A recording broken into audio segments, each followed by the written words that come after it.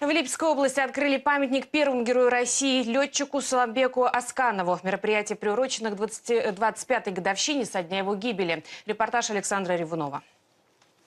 Мраморный обелиск первому герою России. Мемориал был открыт в паре километров от села Хворостянка в месте падения пикирующего истребителя. Спасая жизни людей, летчик Суламбек Асканов пожертвовал своей.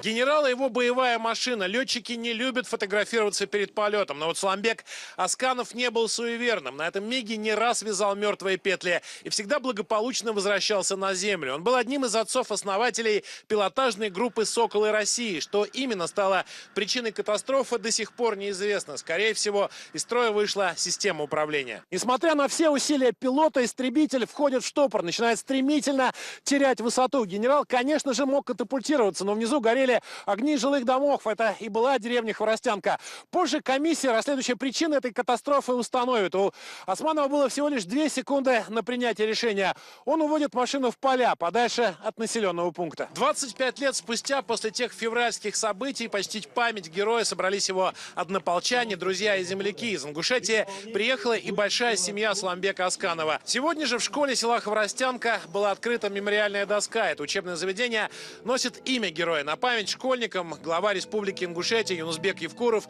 передал памятный альбом с редкими фотографиями и автографами летчика. Низкий поклон и огромное спасибо за ту память, которую вы храните о нашем земляке. Да, Суламбек и такие, как он, они герои нашей огромной необъятной страны, многонационального народа.